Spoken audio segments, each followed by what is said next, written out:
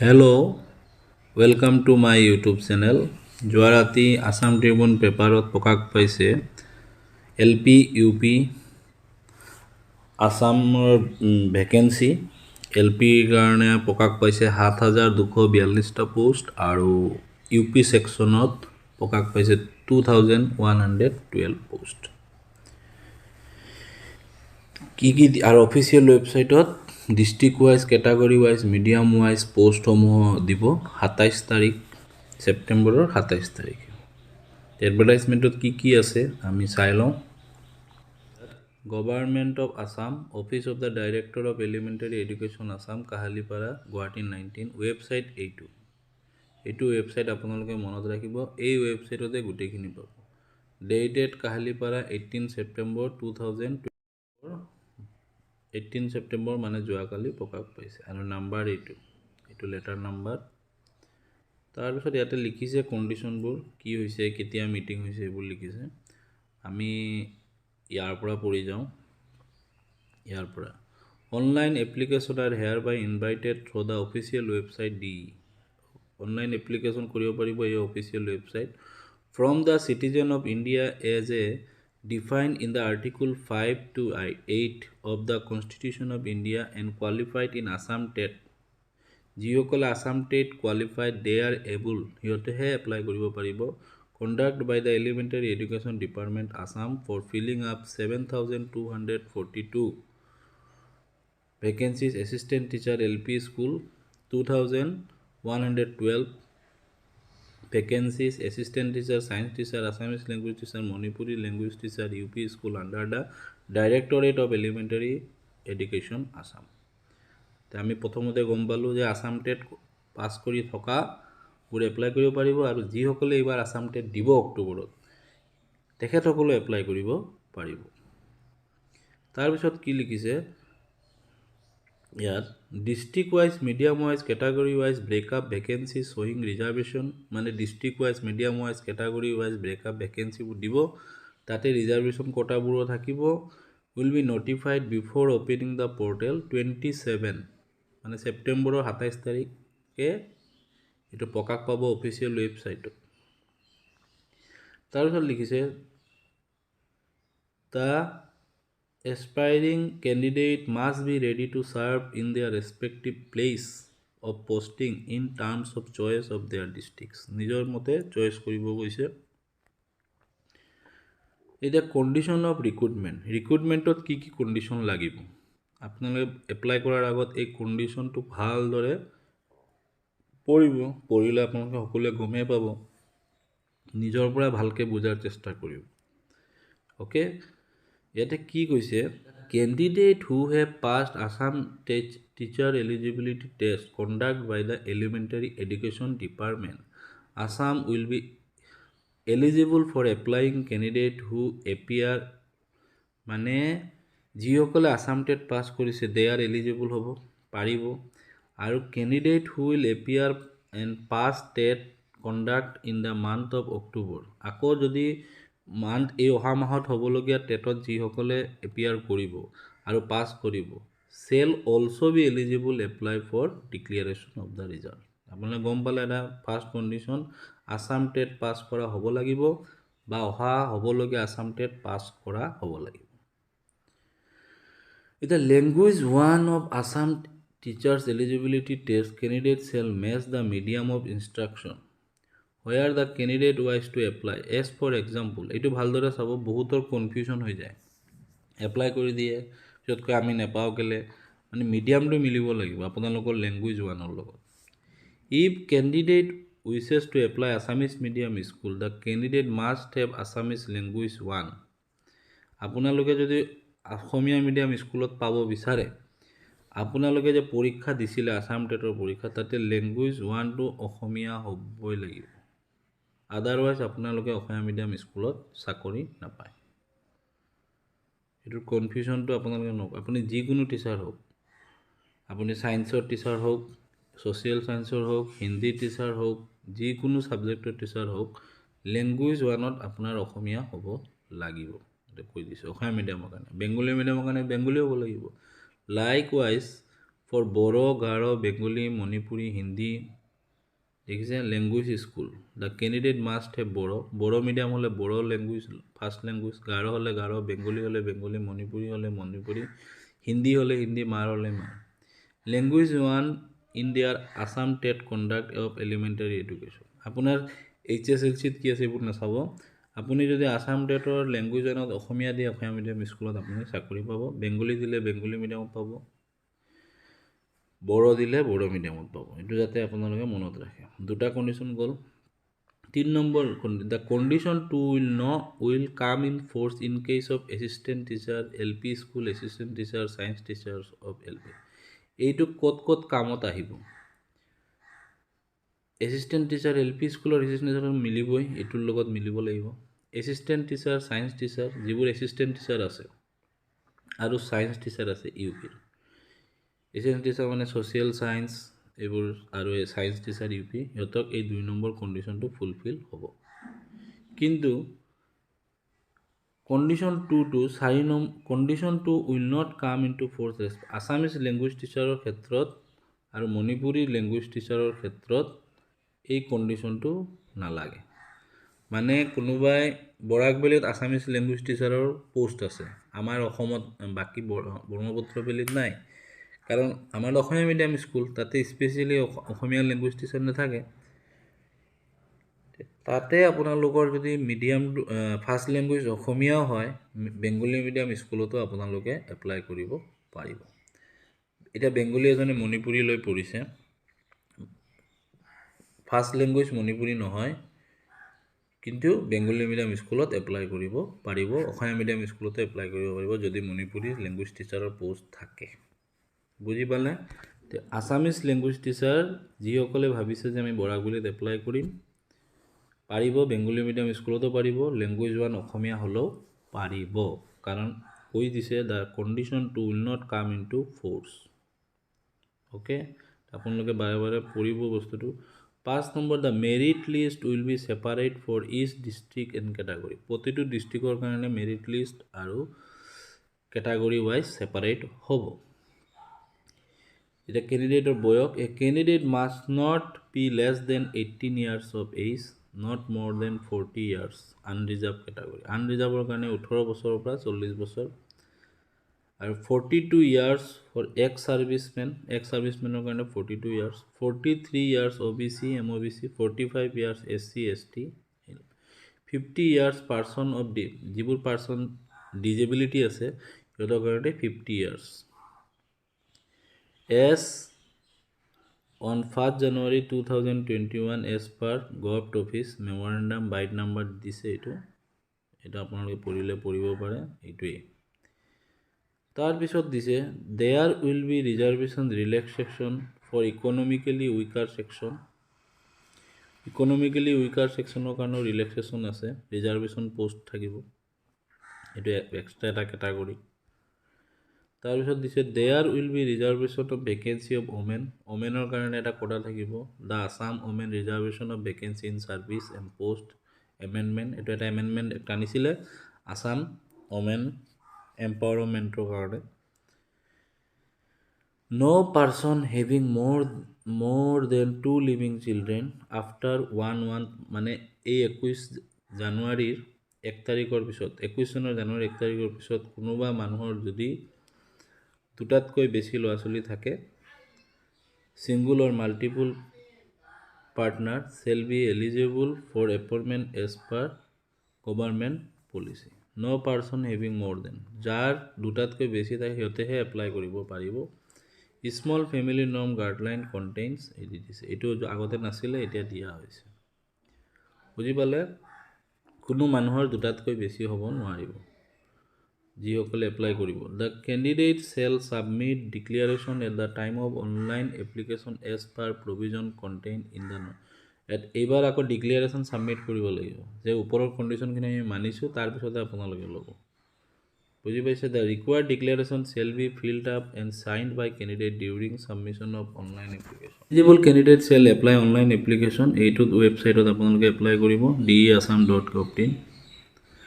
যিসকল কেণ্ডিডেটে অলৰেডি পাছ কৰি ৰাখিছে সিহঁতে এপ্লাই কৰিব পাৰিব। 27 তাৰিখৰ ৰাতি 27 ছেপ্টেম্বৰৰ পৰা 27 অক্টোবৰলৈকে ৰাতি 12টাৰ পৰা। Number 2, for the candidate who qualify in the Assam TET to be conducted in the October মাহত হ'বলগীয়া candidate Assam TET এক্সামত যিসকলে পাছ কৰিব তেখেতসকলে এপ্লাই কৰিব পাৰিব 31 ডিচেম্বৰৰ 31 তাৰিখ 2021 চনৰ ডিচেম্বৰৰ 31 তাৰিখৰ পৰা এইসকল কেণ্ডিডেটে এপ্লাই কৰিব পাৰিব যিসকল কেণ্ডিডেটে অক্টোবৰত হ'বলগীয়া টেটত উত্তীৰ্ণ হ'ব আৰু উত্তীৰ্ণ হৈ থকাসকলে 27 ছেপ্টেম্বৰৰ পৰা পাৰিব 27 অক্টোবৰলৈকে। এইটো ইম্পৰ্টেণ্ট ডেট সাইটটো ক'লোৱেই। Number 12,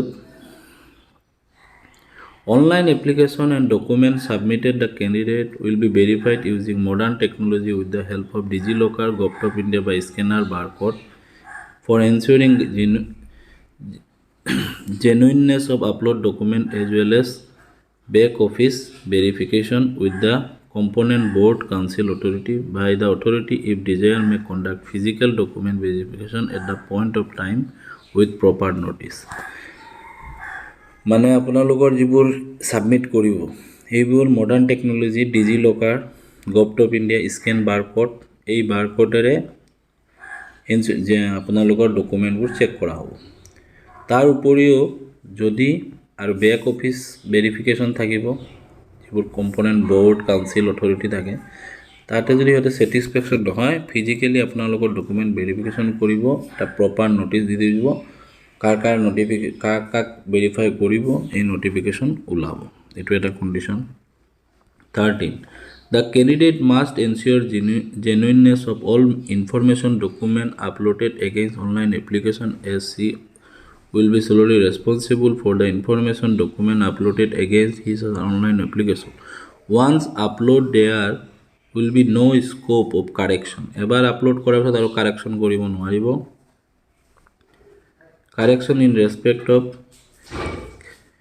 credential submitted by the candidate. Any discrepancy or mispresentation, fact, information will lead cancellation of the যদি আপোনালোকে কিবা এটা মিসকনসেপ্ট দিছে আপোনালোকৰ ডকুমেণ্টবিলাকত তেতিয়াহ'লে আপোনালোকৰ যিটো আবেদন এইটো খাৰিজ কৰা হ'ব। The candidature will be cancelled with if any kind of fraudulence, discrepancy, misrepresentation of fact uploaded by the candidate is established by appropriate authority at any point. আপোনালোকৰ যদি ডকুমেণ্টত কিবা ধৰণৰ ফ্ৰডনেছ থাকে ডিসক্ৰিপেন্সি থাকে ভুয়া হয় তেতিয়া অথৰিটিয়ে যিকোনো সময়তে এইটো কেনসেল কৰি দিব। The candidate would also be barred for taking part of any government recruitment আৰু কোনো ধৰণৰ গভৰ্ণমেণ্ট ৰিক্ৰুটমেণ্টে ভৱিষ্যতলৈ আৰু এপ্লাই কৰিব নোৱাৰিব। and subsequent legal action will also be initiated again আৰু legal actionও লোৱা হ'ব। এইকেইটা কৰিব আৰু যিবোৰে ইলিগেল কৰিব। The candidature will be cancelled এইটো পঢ়িব। এতিয়া কৈছে 15 number the regular teacher working in LP school will not be allowed to apply any post of LP। যিসকল ৰেগুলাৰ টিচাৰ আছে LP স্কুলত সিহঁতে পুনৰাই এতিয়া এপ্লাই কৰিব নোৱাৰিব। and regular teacher working in UP school are not allowed apply in any post of UP স্কুলৰ বুলো UP স্কুলত এপ্লাই কৰিব নোৱাৰিব। however only regular LP teacher কিন্তু অকল LP টিচাৰ কৰি আছে তেখেতসকলে if otherwise eligible may apply UP school through proper channel। মানে LP স্কুলত কৰি আছে তেখেতসকলে UPত পাৰিব কিন্তু UPত কৰি থকা বোলে UPত নোৱাৰিব LPত কৰি থকা বোলে LPত নোৱাৰিব। 16 number point in conformity with the Right of Person Disabilities Act 2016 and in compliance to the Elementary Education Department Gov of Assam letter number iman it is specified a reservation person with disabilities will also be 1% থাকিব low visionৰ কাৰণে reservation থাকিব 1% থাকিব deaf hearing কাণত নুশুনাৰ কাৰণে 1% থাকিব locomotor disability 18 number eligibility criteria for LP স্কুলৰ কাৰণে কি লাগিব assistant teacher for lower primary school senior secondary or ইকুইভেলেন্টত এটলিষ্ট 50% মাৰ্ক আৰু DLED লাগিব or senior secondary or equivalent at least 45% mark 2 years diploma elementary education 50% হলো হবো আৰু 45% হলেও হবো পাৰিব তেখেতসকল অথবা senior secondary equivalent 50% mark 4 years bachelor of elementary education কোনোবাই যদি BELED কৰিছে bachelor of elementary education তেখেতসকলে 50% হলেহে পাৰিব আৰু DLED থাকিলে 45% তে পাৰিব নেক্সট আৰু কোনে পাৰিব senior secondary equivalent at least 50% mark 2 year diploma in education special এডুকেশ্যনত যদি কোনোবাই ডিপ্লোমা লৈছে তেখেতসকলেও পাৰিব তাৰ পিছত নাম্বাৰ বি কি কৈছে চাওক passed in Assam TET LP conduct by elementary education of department of Assam মানে আসাম টেট পাস কৰা সকলেহে পাৰিব ইয়াতে সিটেটে নোৱাৰে কাৰণ কোৱা নাই ইয়াত কোৱা মতে তাৰ পিছত eligibility criteria for UP school category post essential qualification graduate হ'ব লাগিব UGC recognised university 2 year diploma হ'ব লাগিব BEd DEd special education BEd special education and passed Assam TET UP conduct by elementary education department of Assam এটো UP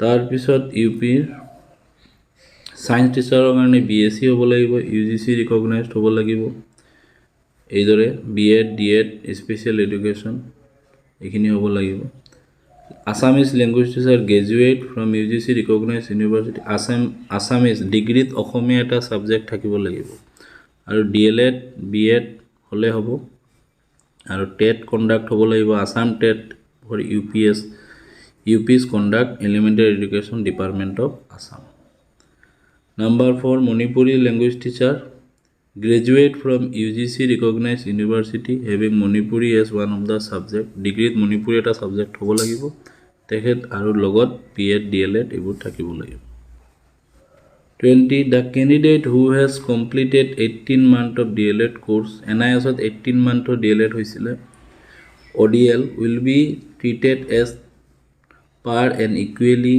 with other candidates who have completed 2-year course for the purpose of this recruitment. A recruitment process of NIOS যিসকলে NIS ৰ পৰা DLED কৰিছে সিহঁতক equally ধৰা হ'ব যিসকলে 2 ইয়াৰৰ diploma কৰিছে The candidate having not clear NC status against any qualification will not eligible কাবাৰ যদি NC এতিয়াও ক্লিয়াৰ হোৱা নাই not clear certificate পোৱা নাই তেখেতসকলে এপ্লাই কৰিব নোৱাৰিব The candidate having qualified Assam TET LPs and graduation at least 50% mark bachelor education can also apply for the post of regular teacher LP graduation আছে LP pass কৰিছে আৰু BEd আছে তেখেতসকলে এপ্লাই কৰিব পাৰিব but the persons who appointed regular teacher mandatory যিসকলে appointment পাব সেইসকলে কিন্তু mandatory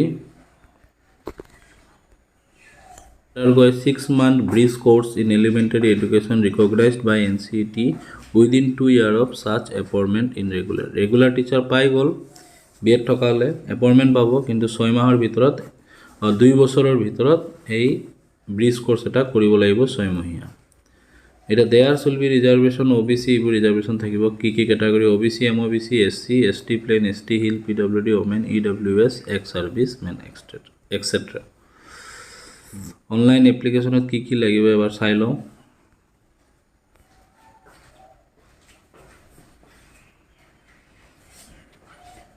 এটা টেট ৰুল নম্বৰ লাগিব TET certificate number date of birth name of candidate father name mother name address phone number দিব তাতে OTP যাব ল্যাঙ্গুৱেজ 1 এটো ভালদৰে ফিল আপ কৰিব জি মিডিয়ামত কৰিব বিচাৰে gender caste qualification passing mark obtain mark এবোৰ আগবা উলাই ৰাখি দিব পাৰ্সেন্টেজ ইয়াতে এখিনি ফিল আপ কৰিব লাগিব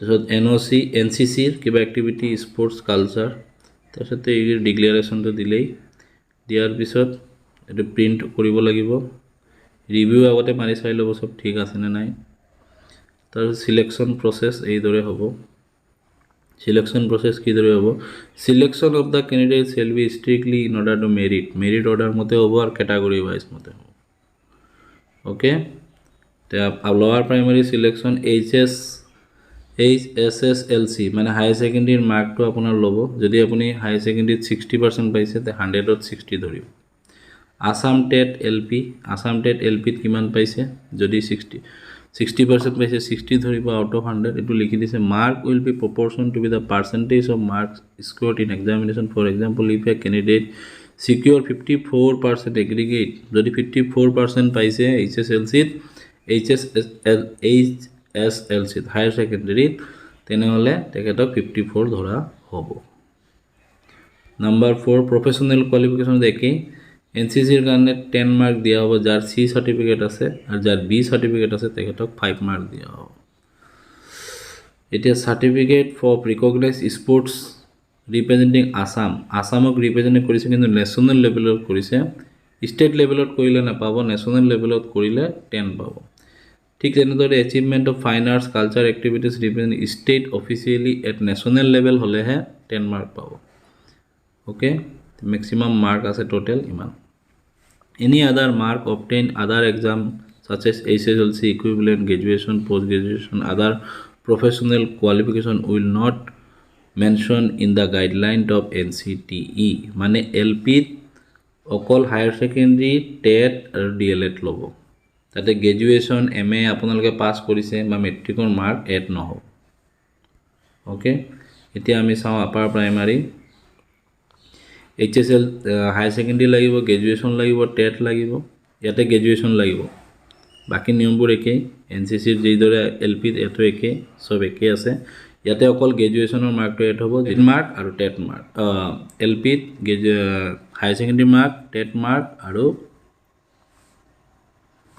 DLED মাৰ্ক আৰু UP ত হাই সেকেন্ডাৰী গ্ৰেজুৱেট টেট মাৰ্ক লগত NCC থাকিলে Not any other mark obtained in the other exams such as HSLC equivalent post graduation professional not mentioned কিনুবা কোয়ালিফিকেশন আপোনাৰ লৈছে প্ৰফেশনাল যেটো মেনশন নাই এটো মাৰ্ক এড নহব পোস্ট গ্ৰেজুৱেচনৰ মাৰ্ক এড নহব বুলি কৈছে ইউপি ক্ষেত্ৰত তে ডকুমেন্ট এতিয়া ডকুমেন্ট কি লাগিব document requires to be uploaded in colour document upload কৰিব লাগিব passport size photograph HSLC admit card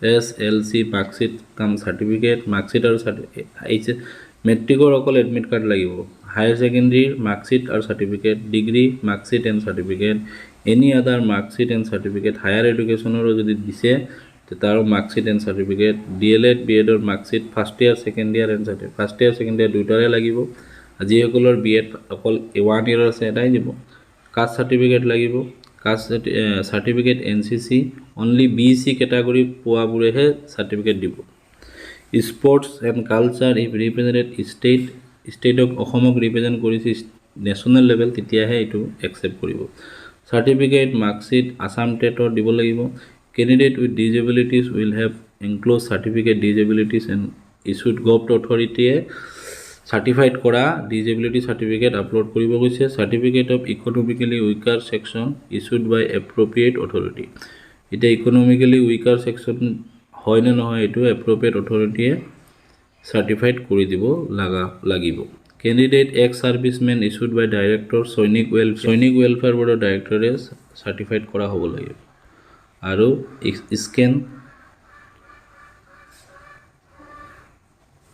scan signature থাকিব লাগিব candidate should be cautious while submitting the online once the online application is submitted against particular roll number Assam TET examination they will not allow to submit online a second time এবাৰ submit কৰাৰ পিছত second time আপোনালোকে submit কৰিব নোৱাৰিব এখানে submit কৰোতে roll number ভালদৰে চাই লব আপোনালোকৰ তথ্যসমূহ ঠিক আছে নে নাই after submitting the online the candidate will get a unique number against a submitted application and will keep the printout of the unique number for all future reference আপোনালোকে সাবমিট কৰাৰ পিছত এটা ইউনিক নাম্বাৰ পাব এখানে এটো print out উলাই ৰাখিব কাৰণ পিছলৈ এই ইউনিক নাম্বাৰটো আপোনালোকৰ দৰকাৰ হ'ব Canvassing directly or indirectly will lead to cancellation of candidature. মানে আপোনালোকে যদি ডাইৰেক্টলি বা ইনডাইৰেক্টলি ক'ৰবাৰ লগত কণ্টেক্ট কৰিব বিচাৰে